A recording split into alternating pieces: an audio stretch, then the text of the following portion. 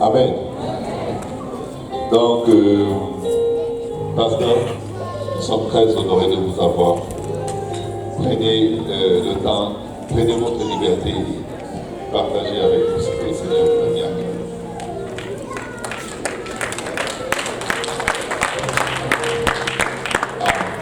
Juste un moment, l'école du dimanche va descendre tout doucement pendant que vous vous saluez les uns les autres. Amen.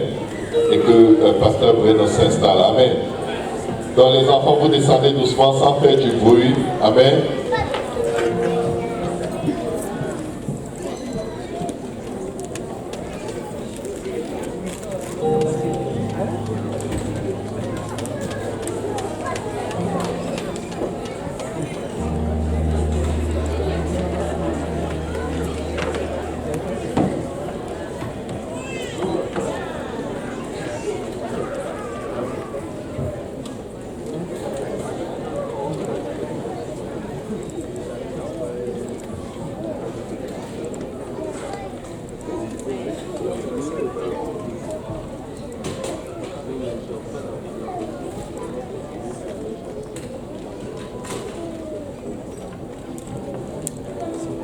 Bonjour à tous ceux qui restent parmi nous.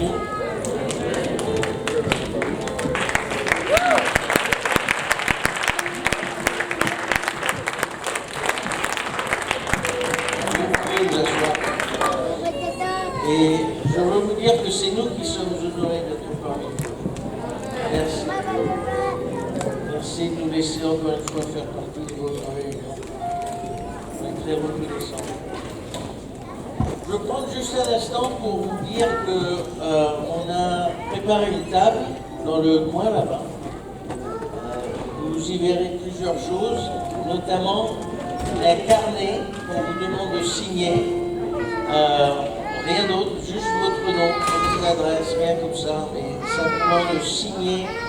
Et pour vous dire que plus tard, on utilisera ce carnet pour se souvenir des personnes qu'on a rencontrées dans notre tournée missionnaire et pour on prendra cette occasion pour prier pour vous. Et on veut se souvenir de vous. Alors, signez le carnet. Également, quand vous êtes là-bas, je crois qu'il nous reste quelques aimants. Peut-être si vous avez déjà reçu, laissez une autre famille prendre un aimant et le ramener chez vous. Ça, c'est je peux même le montrer, en fait, si vous pouvez commencer la présentation. C'est un aimant qui ira sur votre réfrigérateur à la maison. Et puis, quand vous le voyez, vous pourrez prier pour nous. Il nous en reste quelques-uns.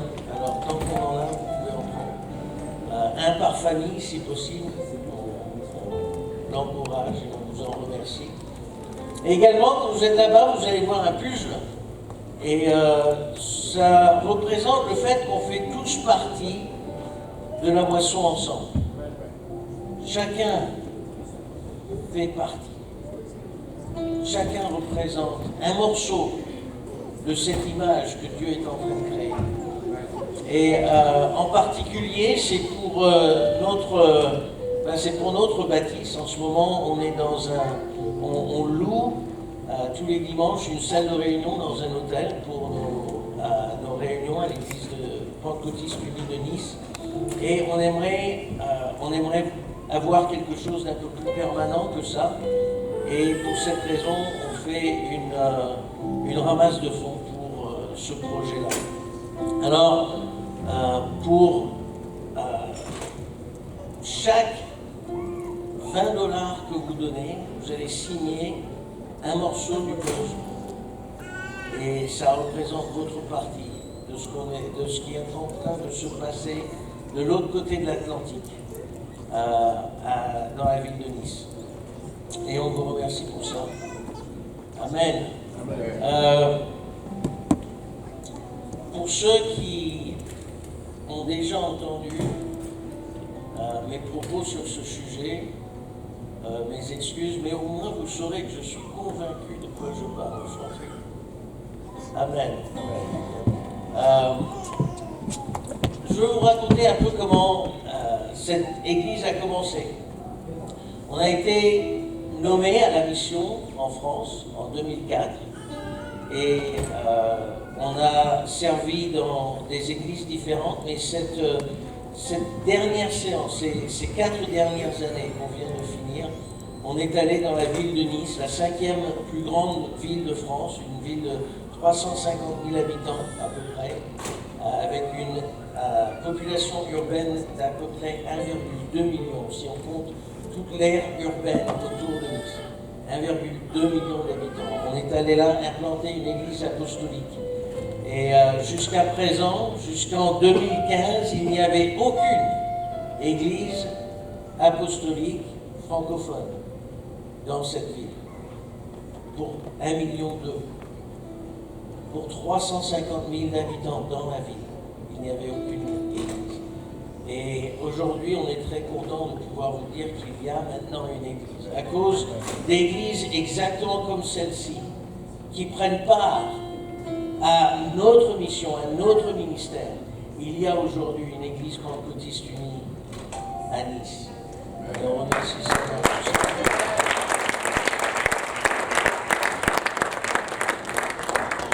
Pour récapituler un peu, je vous avais raconté comment notre première rencontre, on n'avait aucun contact religieux, aucun contact chrétien à Nice quand on est arrivé.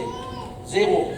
Et notre premier contact, Thierry, on s'est rencontrés à la banque alimentaire. Un jour, quand il a posé une question à René, et elle a répondu avec son français bien américain. Et il a remarqué tout de suite qu'on n'était pas du coin. Et René a commencé à expliquer pourquoi on était là, pourquoi on se trouvait à Nice. Et à lui expliquer que son mari était un prédicateur, un pasteur apostolique, un pasteur pentecôtiste. Et c'est à ce point-là que Thierry lui a dit, je priais pour un pasteur pentecôtiste, pour m'enseigner la parole de Dieu, pour m'enseigner des études bibliques. Je priais pour un pasteur. Elle me dit qu'on ne peut pas m'entendre.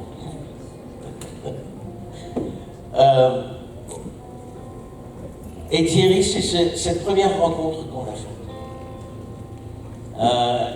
Bientôt, il nous a fait rencontrer 2 de ses amis. Et pas très longtemps après ça, on a commencé, en fait c'est eux qui nous ont demandé de commencer des réunions du dimanche. Et on a des réunions dominicales depuis ce moment-là, en 2015, vers la fin de 2015.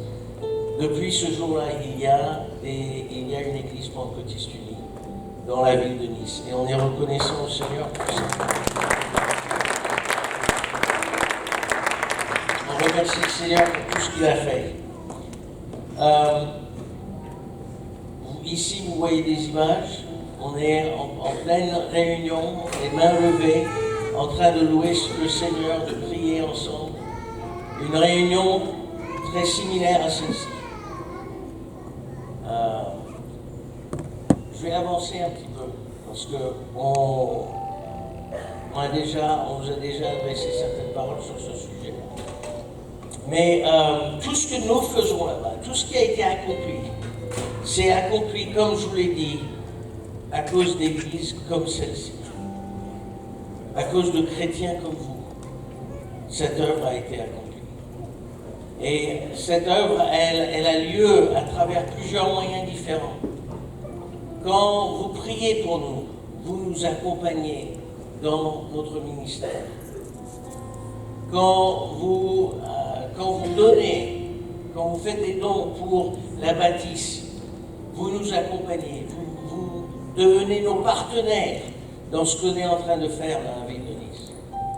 Quand vous devenez partenaire dans la mission, un soutien mensuel de ce que l'on fait là-bas, c'est vous qui réalisez l'œuvre à Nice. Parce qu'on le fait ensemble. Parce qu'on a tous notre rôle à jouer. On prend tous parti ensemble de ce que Dieu est en train de faire. Amen. Aucun de nous ne le fait seul. Et on vous remercie pour ça. Et on vous invite également à entrer en partenariat avec nous. On est à Nice, pourquoi? Pour faire des disciples. Pour faire des disciples à Jésus-Christ. C'est pour ça qu'on est là. C'est notre raison d'être. Tout comme c'est votre raison d'être de faire des disciples ici. Quand Jésus a quitté les disciples, il leur a laissé une mission. Il leur a laissé beaucoup d'enseignements, mais une mission. J'espère qu'on est d'accord là-dessus. Beaucoup d'enseignements, mais une mission. D'aller dans le monde entier faire des disciples de toutes les nations. On n'a aucune autre mission que celle-là. Il y a beaucoup de choses qui sont bien à faire, qu'on peut faire, mais elles ne prendront jamais la place de notre mission. On se réunit, on loue le Seigneur ensemble, on l'exalte, on le glorifie. Ça ne prendra jamais la place de la mission.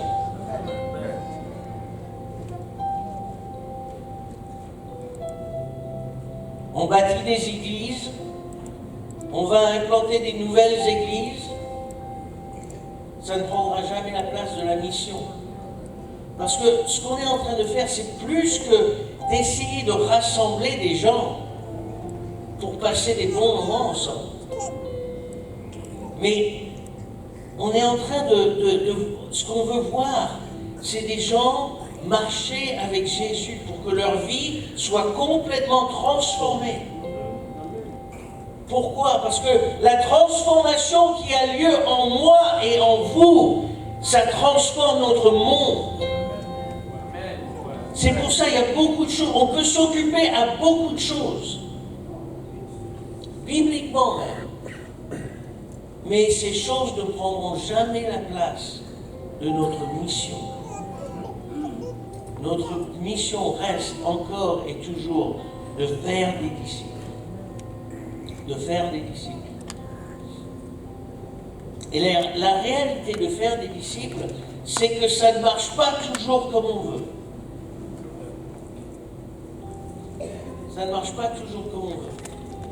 Ça ne ressemble pas toujours à ce qu'on aimerait voir. Et ce n'est pas quelque chose qui se fait en quelques instants. C'est quelque chose qui prend du temps, c'est quelque chose c'est quelque chose qui demande un investissement de notre part, de faire des disciples.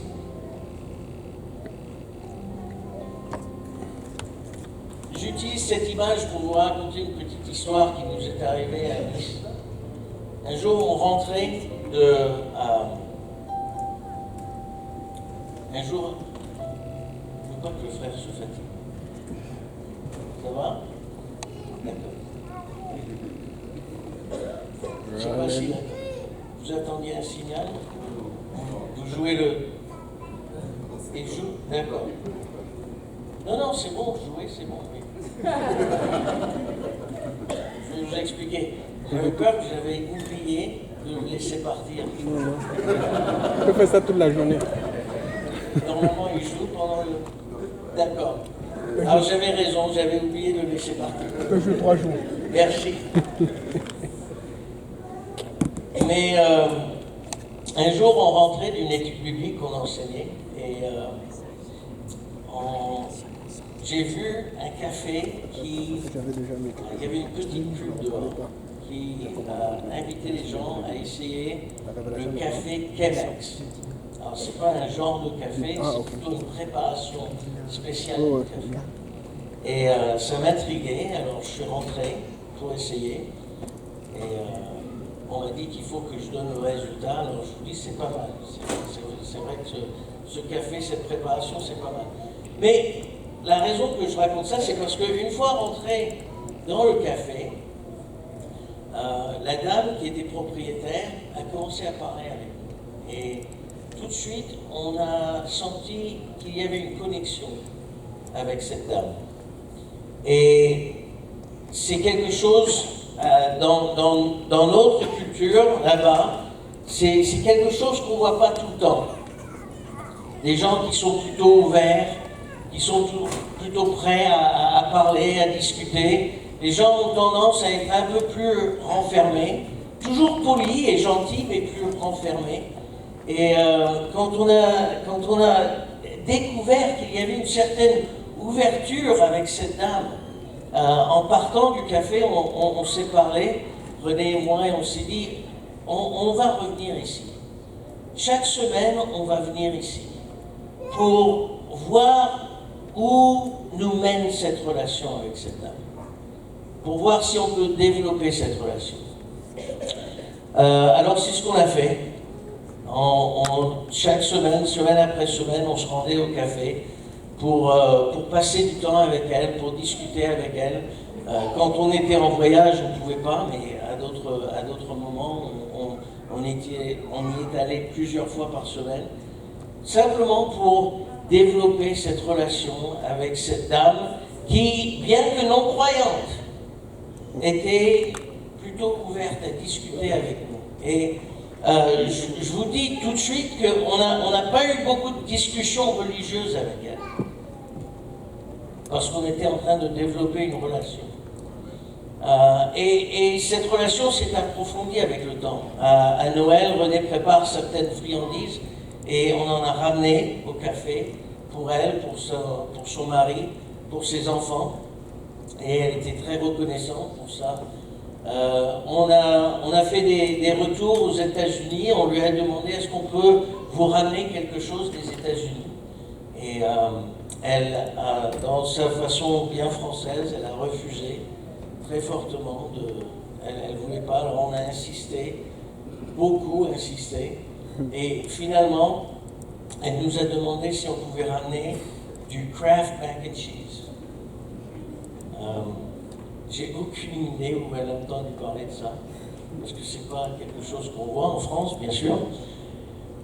Mais c'est ça qu'elle nous a demandé de ramener pour qu'elle puisse faire l'expérience de ce goût artificiel de fromage dans un pays qui a à peu près 400 vrais fromages. Elle voulait faire l'expérience de ce Kraft Mac and Cheese. Et on a, comme je vous dis, la relation s'est approfondie, au point même où un jour, quand on est rentré, elle nous a pris à part pour partager avec nous comment son père venait de mourir. Son papa s'était suicidé en fait. Et quand elle nous a vus arriver, elle a pensé, je peux partager ce fardeau avec mes amis. Et on était, c'était bouleversant, mais on était en même temps très honorés qu'elle partage ça avec nous. Et il y a quelques mois, on revenait aux États-Unis et on est passé au café pour lui demander si on pouvait lui ramener quelque chose. Et elle, encore une fois, il fallait la convaincre de nous laisser rapporter quelque chose. Et finalement, elle nous a demandé si on pouvait ramener le céréal rond qui a les différentes couleurs, c'est-à-dire des Fruit Loops. C'est ça qu'elle voulait pour elle, pour ses enfants. Alors, on a fait notre voyage, on a pris nos Fruit Loops, on est rentré en France, rentré à Nice, et puis on s'est rendu au café, et là, on a trouvé la porte barrée.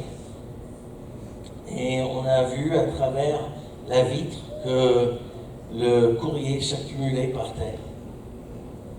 À ce moment-là, on a commencé à essayer de la joindre sur Facebook, sur Instagram. On a essayé de la joindre à travers certains des autres commerçants sur la rue. On savait qu'elle était amie avec d'autres commerçants. On leur a demandé est-ce qu'il y a un moyen de la joindre. Rien du tout. Tout d'un coup, on n'a plus aucun contact avec notre amie, avec cette commerçante. Et dans ces moments-là, il y a certains qui diraient qu'on avait perdu notre temps. Alors, je n'ai pas dit que nous, on pense comme ça, mais certains diraient ou penseraient qu'on a perdu notre temps. Mais c'est jamais une perte de temps. C'est jamais une perte de temps d'être à l'œuvre que Dieu nous a appelés à faire. Est-ce que, on doit se poser la question, est-ce que je vais œuvrer pour certains résultats ou est-ce que je vais œuvrer parce que Dieu m'a appelé à le faire? Ça me fait penser au prophète Jérémie, où Dieu l'a envoyé prêcher, il lui a dit, tu ne feras aucun converti. C'est difficile quand même. On est appelé à œuvrer. On n'est pas appelé à produire un certain résultat. On est appelé à obéir. On est appelé à suivre le Seigneur. On est appelé à marcher avec lui. Alors, on ne perd pas son temps. Je vous ai raconté un peu comment on a rencontré Thierry. Et c'était incroyable parce que c'était un rendez-vous qui était orchestré par Dieu. De rencontrer Thierry. De rencontrer un homme qui, quand on traverse Nice avec lui, les gens le reconnaissent partout. C'était orchestré par Dieu qu'on rencontre Thierry comme ça. Mais avec d'autres, Dieu nous appelle à l'obéissance et à accompagner dans leur vie des non-croyants pour qu'on puisse être présent dans leur vie au moment où Dieu commence à agir sur nous. La différence que j'essaie de créer ici, c'est ça. C'est parfois, et c'est magnifique quand ça se passe, parfois il y a un moment propice qui est préparé par Dieu. Mais de notre côté, quelle est notre responsabilité pour apporter l'évangile dans la vie des gens? On aimerait toujours arriver au bon moment, on aimerait toujours arriver au moment de crise où la personne est ouverte à la foi, la personne est ouverte à l'évangile. On aimerait toujours faire ça. Mais nous, on ne peut pas le faire. Nous, on ne peut pas orchestrer un moment comme ça. Dieu peut, moi je ne peux pas. Dieu peut, moi je ne peux pas. Et je remercie le Seigneur à chaque fois qu'on a ces moments orchestrés. On a nos enfants qui s'occupent de l'église, notre fils et notre belle-fille qui s'occupent de l'église, ils ont vécu un moment comme ça ce matin. Où les trams ont eu des problèmes ce matin à Nice. Et une de nos sœurs qui venait à la réunion était en train de parler à une de ses amies et en train de lui dire je vais à l'église ce matin. Et une autre dame qui ne faisait même pas partie de la conversation, elle a entendu ce que disait la sœur. Et elle était en route pour aller à son église. Mais avec les retards, elle l'avait raté. Alors elle s'est tournée vers notre sœur, elle a dit moi je vais aller à l'église avec toi. Amen. Et à cause de ça, ce matin, elle était dans une église apostolique. Et on remercie le Seigneur pour ça. Mais ces moments-là, nous, on ne peut pas les créer. Alors comment est-ce que nous, on crée ou comment est-ce qu'on peut faire en sorte que ces moments arrivent? Ben, c'est d'être dans la vie des gens avant ces moments. Amen. 1 an, 2 ans, 5 ans, peut-être 10 ans avant ce moment-là, on est présent dans la vie de cette personne. Pensez avec moi, quand quelqu'un a appelons ça une crise de foi, quand quelqu'un a une crise de foi, il se tourne vers qui? Il se tourne vers les gens qu'il connaissent dans leur entourage. Alors si vous et moi, on ne fait pas partie de leur entourage, ça veut dire qu'ils ne vont pas se tourner vers nous. Alors c'est à nous de faire quoi? D'entrer dans leur vie avant ce moment. D'entrer dans leur vie avant ce moment. d'être dans la vie de non-croyants.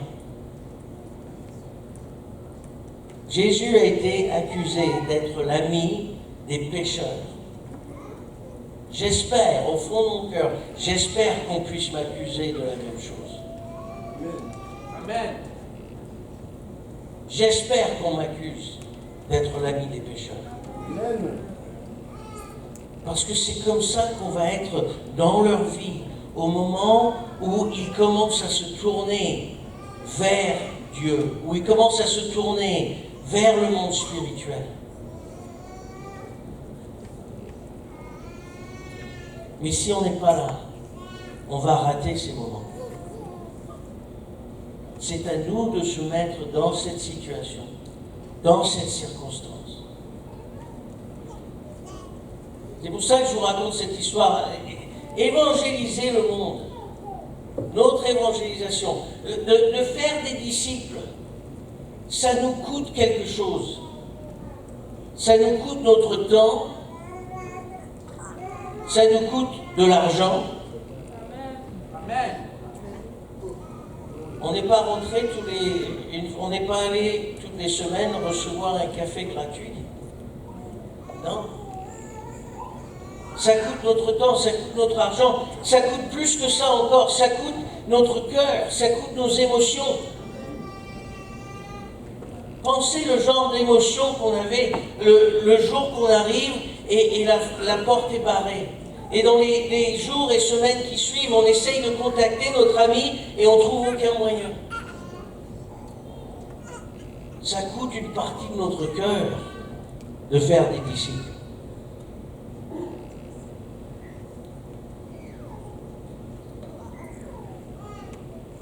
On ne va pas évangéliser notre monde à prix d'escompte. On ne va pas le faire en quelques heures, un jour par semaine. Amen. Amen. On ne va pas le faire en donnant une heure à une étude biblique. Mais c'est en accompagnant les gens qu'on va faire des disciples. Remarquez, Jésus envoie ses disciples faire des disciples et non pas trouver des disciples. Amen. Amen. Amen. Alors c'est ça notre mission, c'est là qu'est notre cœur, de faire des disciples dans la ville de Nice. Et on sait que ça va nous coûter. Et on sait que chaque histoire ne va pas finir dans les eaux du salut ou dans le baptême du Saint-Esprit. Mais si on n'a pas les histoires qui finissent, ou si on n'a pas les histoires qui n'ont pas cette fin, on aura très peu d'histoires avec cette fin. Amen. Amen. Amen.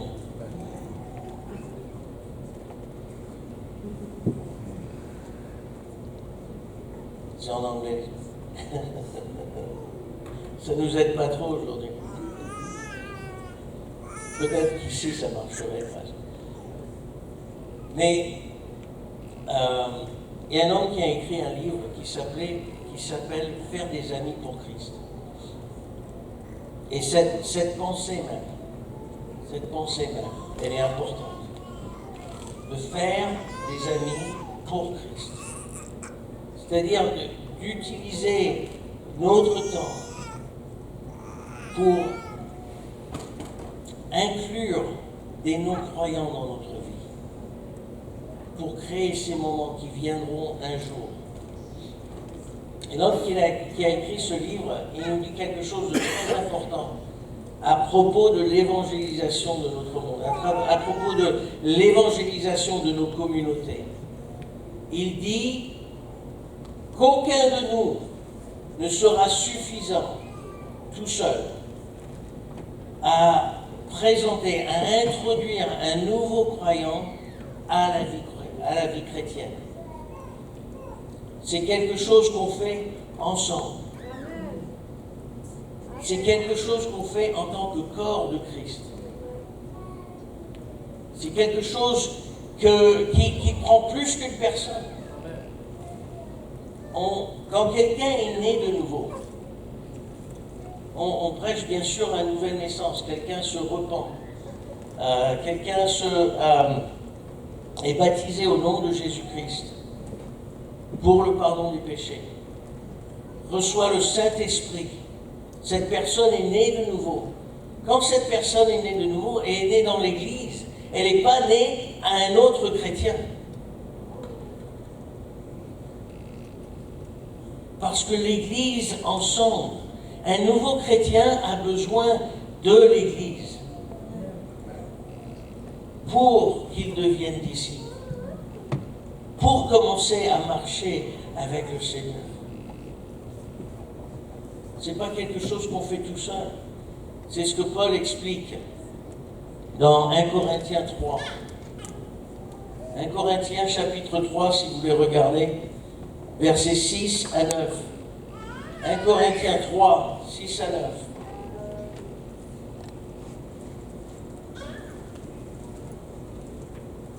Paul explique que notre travail, il n'est pas fait seul. J'ai planté, Apollos a arrosé, mais Dieu a fait croître.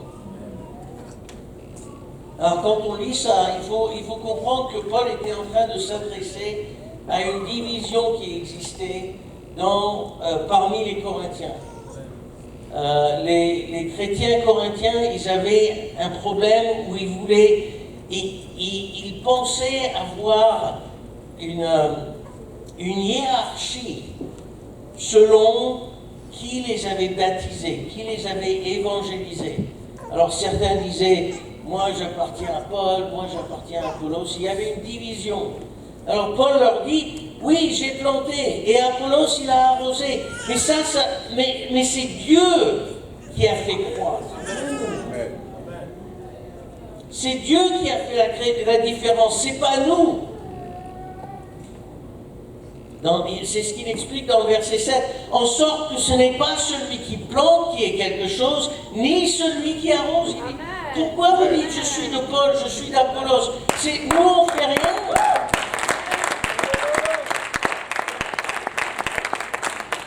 C'est pas nous qui sommes quelque chose, mais c'est Dieu qui fait croître.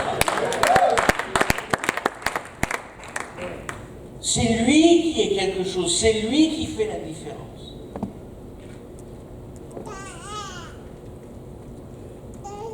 Il écrit, celui qui plante et celui qui arrose sont égaux. C'est-à-dire là, quelle partie on prend? Qu'est-ce qu'on fait dans le royaume? Aucune différence. C'est tout égal. Si j'approche quelqu'un, si j'invite quelqu'un, si j'enseigne une étude biblique à quelqu'un, si je baptise quelqu'un, tout ça, c'est le même travail. Tout ça, c'est égal. Pourquoi? Parce qu'aucun de nous n'est suffisant tout seul. Amen. Celui qui plante et celui qui arrose sont égaux. Et chacun recevra sa propre récompense, selon son propre travail. Alors quand je lis ça, moi, ça me dit, peu importe ce que je fais, mais je dois faire quelque chose. Amen. Parce que sans ça, il n'y a pas de récompense. Peu importe ce que je fais, mais quel rôle je joue dans cette œuvre de faire des disciples, c'est pas important. C'est très important que je sois un homme. Et Paul explique comme ça. Pourquoi ça marche de cette manière? Car nous sommes ouvriers avec Dieu. C'est pour ça que je plante, tu arroses, tu plantes, j'arrose, on est égal. Amen. Parce que on est ouvrier avec Dieu. On travaille avec Dieu. Et cet ordre est important. On travaille avec Dieu et pas l'inverse. C'est pas que gracieusement on invite Dieu à travailler avec nous. Non, notre responsabilité, c'est de chercher et de trouver où Dieu travaille et de se joindre à lui. Car nous sommes ouvriers avec Dieu. Et ensuite, il dit ces mots qui, pour moi, sont incroyables. Vous êtes le champ de Dieu, l'édifice de Dieu. Quand Paul a écrit ça, alors les lettres qu'il a écrites aux églises corinthiennes étaient pleines de corrections. On lit ça aujourd'hui et on remercie le Seigneur qu'on a ces livres, mais on reconnaît en même temps qu'on a ces livres parce qu'il y avait tant de problèmes dans l'église corinthienne. Il y avait grand manque de maturité parmi les chrétiens corinthiens. Mais en même temps, on reconnaît que Paul s'adresse à ces choses parce que son attente, c'était qu'ils deviennent mûrs, que les chrétiens mûrissent.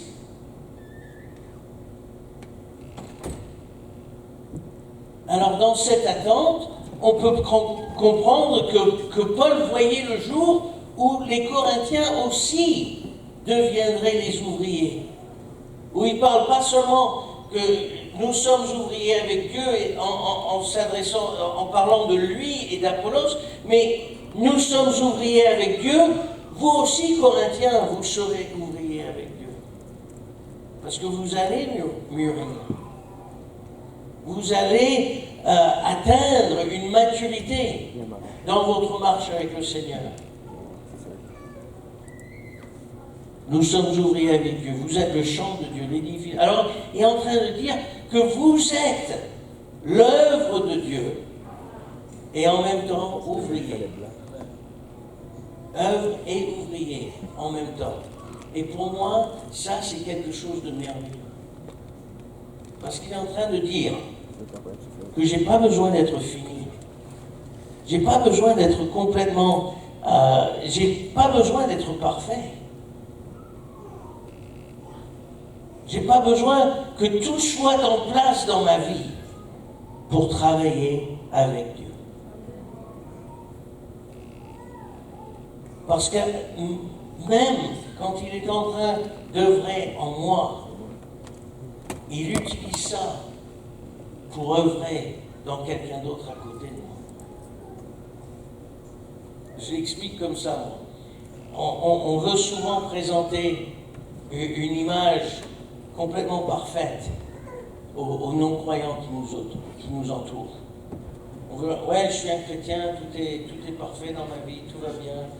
Non, j'ai pas de problème. Alors peut-être vous faites pas ça, mais je vais être honnête, c'est une tendance que j'ai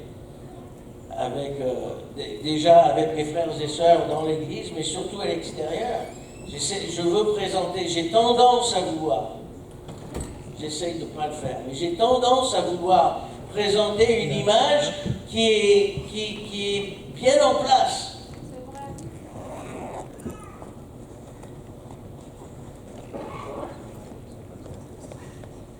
Mais Paul explique ici. Non.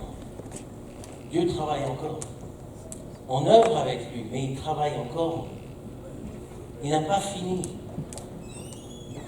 Et pour moi, je suis convaincu que le monde autour de nous, notre monde, profite plus de voir comment Dieu œuvre en nous que de nous voir comme des êtres parfaits.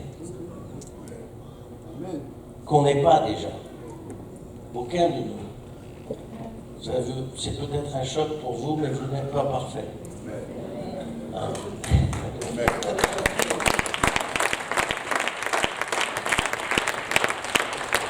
Et rapidement, je dis moi non plus. Mais il y a tellement de grâce que Dieu montre dans notre monde. Quand le monde peut voir comment il œuvre en nous. si je peux le dire comme ceci, quand quelqu'un, quand un non-croyant voit Dieu réparer ta brisure, ça lui donne un espoir que Dieu peut réparer sa brisure.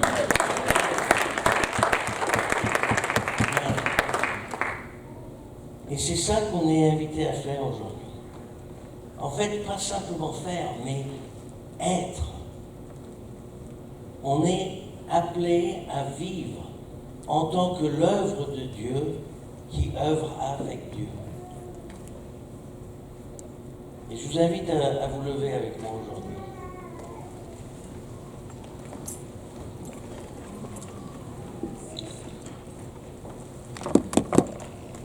Et j'aimerais d'abord qu'on remercie le Seigneur, qu'il œuvre toujours en nous. Il continue à œuvrer en nous. Mais ayant donné ce remerciement, j'aimerais qu'on prie ensemble. Dieu, dirige-moi vers où tu travailles, pour que je puisse faire partie de ce travail. Amen. Amen. Merci.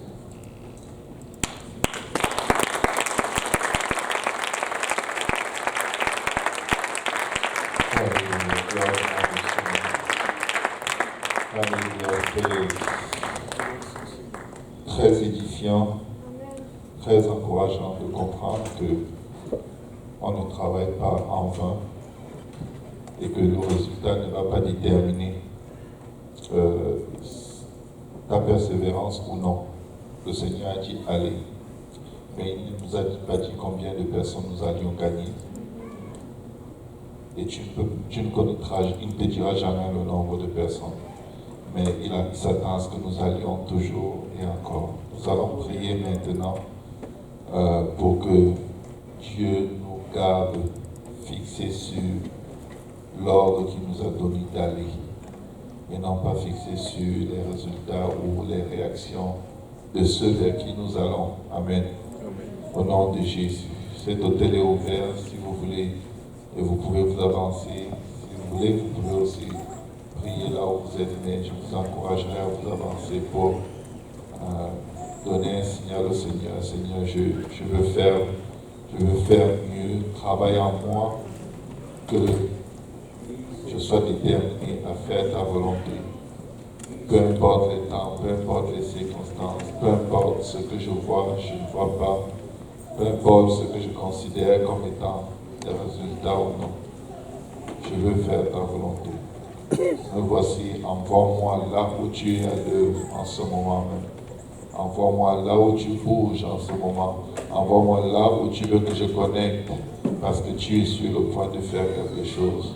Envoie-moi dans la vie, Seigneur, des personnes, Seigneur Jésus, que tu vas visiter avant que tu ne les visites, Seigneur. Papa, dirige nos pas, Seigneur Jésus. Guide-nous, Seigneur. Garde-nous, Seigneur. Aide-nous, Seigneur, à ne pas nous confier à notre propre sagesse. Tu es notre Dieu fidèle, tu es notre Sauveur, tu es celui qui guide les pas du juste, Seigneur. Tu diriges les pas du juste, tu diriges nos pas, Seigneur, vers ceux qui sont prêts, Seigneur Jésus, vers ceux dans la vie de qui tu vas faire une œuvre, Seigneur. Dirige nos pas, conduis-nous sur la voie que nous devons suivre, Seigneur, afin que, Seigneur Jésus, nous plantions, Seigneur, des tendards, Seigneur, de ton royaume, dans ces vies, dans ces lieux, Seigneur. Papa, agis, Seigneur Jésus, agis, Seigneur. Agis, où que tu veux que nous plantions, montre-nous, Seigneur. Où que tu veux que nous arrosions, Seigneur, montre-nous, Seigneur. Et aide-nous, Seigneur Jésus, à marcher, à travailler avec toi, Seigneur, alors que tu travailles en nous, Seigneur. Papa, aide-nous à ouvrir nos cœurs afin que tu agisses en nous, Seigneur. Que nous soyons ouverts et sensibles, Seigneur, à ton désir, à ta volonté, à ta pensée, à tes voies et à tes plans pour nos vies, Seigneur. Agis, Seigneur Jésus, agis pour la gloire de ton nom. Agis à cause de ta miséricorde et de ta grâce. Agis à cause de ton grand nom, Seigneur. Agis pour la gloire de ton nom, Seigneur. Seigneur. Agis pour la gloire de ton nom, Seigneur. Agis pour la gloire de ton nom éternel. Agis, Seigneur. Agis, Seigneur. Nous avons besoin de toi, Seigneur. Nous avons besoin de ta direction, Seigneur. Nous avons besoin, Papa, que tu nous diriges, Seigneur. Que tu nous montres où marcher, Seigneur. Montre-nous où déverser, Seigneur, la semence de ta parole. Montre-nous, Seigneur Jésus, Papa, où et quand s'aimer, Seigneur. Maître des temps et des circonstances, tu es le maître de la moisson, Seigneur. Tu déclares qu'elle est grande, Seigneur Jésus. Elle est mûre, mais les ouvriers sont peu. Papa, place-nous au bon endroit dans la moisson, Seigneur. Loin des ronces et des épines, mais là même où tu as dit qu'elle est mûre, Seigneur. Agis, Seigneur Jésus, agis. Agis, aide-nous. Agis, fortifie-nous. Fortifie tes fils et tes filles, Seigneur. Touche chacune de nos vies pour la gloire de ton nom, Seigneur. Nous voulons aller, nous voulons, Papa Jésus, moissonner, Seigneur, les gerbes, Seigneur, que tu connais comme étant prêtes, Seigneur. Aide-nous, Seigneur Jésus, à ne pas compter le temps, mais à compter sur toi, Seigneur. Aide-nous à ne pas compter le coup, Seigneur, mais compter sur toi, Seigneur.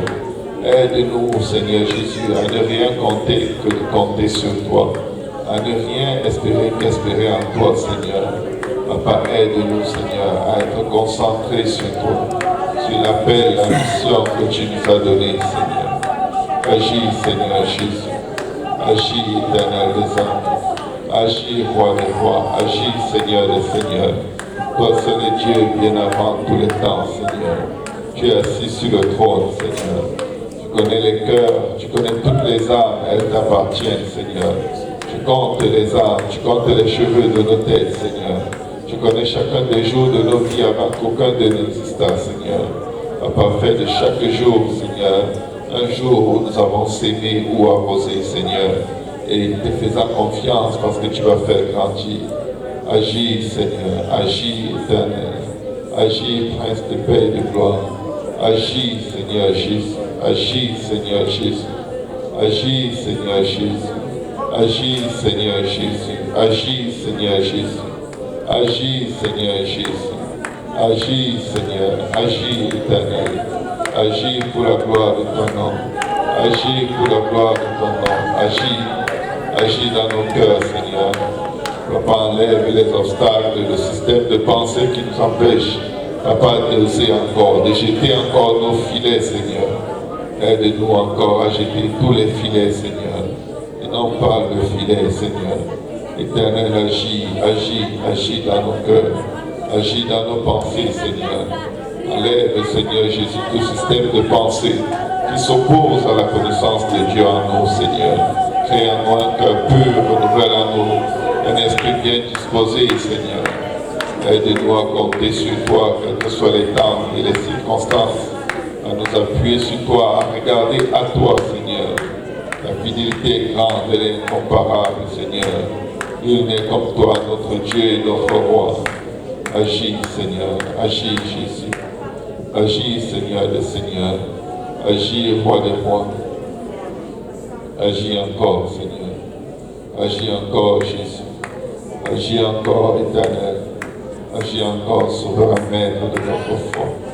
Agis pour la gloire de ton nom, Jésus. Agis pour la gloire de ton nom, Jésus. Agis pour la gloire de ton nom, Jésus. Agis pour la gloire de ton nom, Seigneur.